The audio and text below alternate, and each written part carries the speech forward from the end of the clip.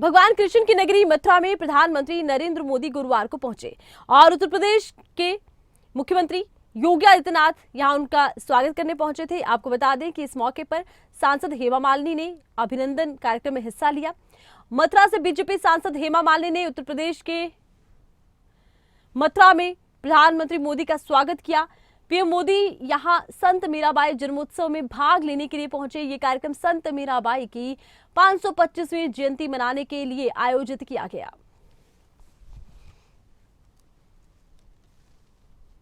और बहनों, राधे राधे। वृंदावन बिहारी लाल की। आदरणीय प्रधानमंत्री जी, पिछले 9.5 वर्षों से इस देश ने और भारत की 142 करोड़ की आबादी ने एक नए भारत का दर्शन किया है। ये नया भारत जिसका वैश्विक मंच पर सम्मान बढ़ा है। आज जब आप दुनिया में कहीं भी जाते हैं, पूरी दुनिया पलक पावड़े बिछा करके आपका अभिनंदन करती है, तो स्वाभाविक रूप से 142 करोड़ का भारत अपने आप को गौरवान्वित महसूस करता है। आपके नेतृत्व में भारत की सीमाएं सुरक्षित हुई हैं। आपने पिछले 9.5 वर्षों में देश की हर समस्या के समाधान को एक मार्ग दिखा करके उसे समाधान के लक्ष्य तक पहुंचाया है। भारत के सर्वांगीण विकास की जो कार्य योजना पिछले 9.5 वर्षों के अंदर न केवल बनाना बल्कि प्रभावी ढंग से उसका क्रियान्वयन आपके नेतृत्व में हुआ है। ये नए भारत के रूप में एक विकसित भारत की रूपरेखा दुनिया के सामने प्रस्तुत कर देता है। एक भारत है और श्रेष्ठ भारत भी है, जो विकास भी करता है, गरीब कल्याणकारी योजनाओं को प्रभावी ढंग से लागू भी करता है।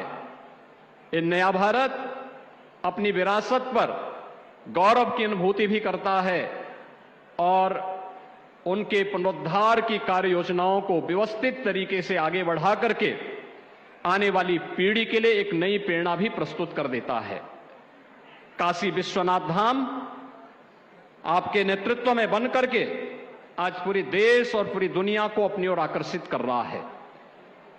उत्तराखंड का केदारपुरी एक नए गौरव की अनुभूति करा रहा है।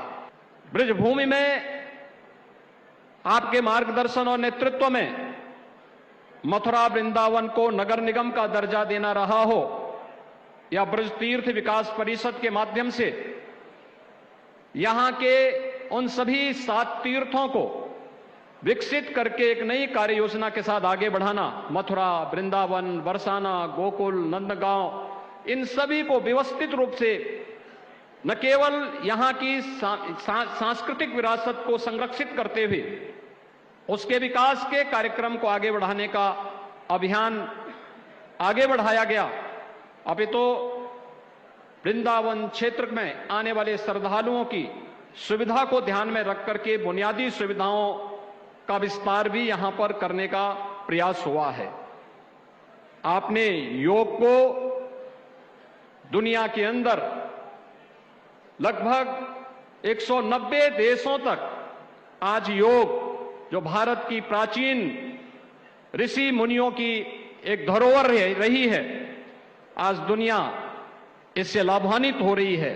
इसे वैश्विक मान्यता उपलब्ध कराई, कुंभ को वैश्विक मान्यता दिलवाई और अब न केवल हमारी मथुरा बल्कि मथुरा, वृंदावन और यहां के सभी तीर्थ इस श्रृंखला में पिछले 9 वर्षों से लाभान्वित होकर के इस अभियान का हिस्सा बने हैं। और अयोध्या में तो हर व्यक्ति जान रहा है, जो कभी नहीं हो सकता था वह भी आपके नेतृत्व में होकर के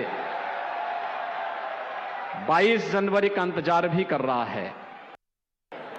हमारे प्रधानमंत्री उनके इस अद्भुत 10 साल के कार्यकाल में मुझे भी मथुरा के सांसद बनाकर यहाँ आप सब ब्रजवासियों का सेवा करने का अवसर दिया।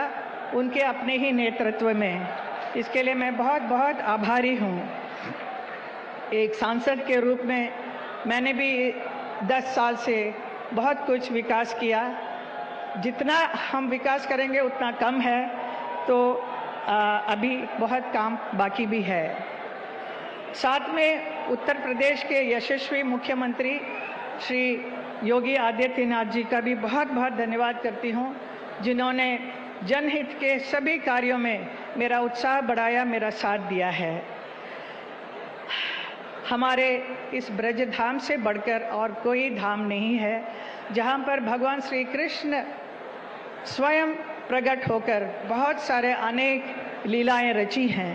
मैं सांसद बनकर जब से यहाँ पर आई हूँ, इस पुण्य भूमि में, वृंदावन मथुरा में सब जगह देखते आई हूँ कि बहुत सारे साधु संतों का इतने अच्छे अच्छे स्थल बने हैं।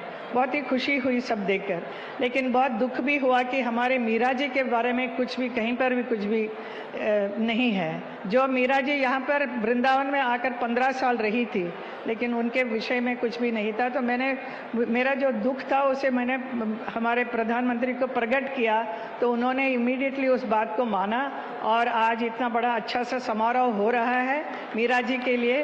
तो मैं आपको बहुत बहुत धन्यवाद करती हूँ, मैं आभार व्यक्त करती हूँ।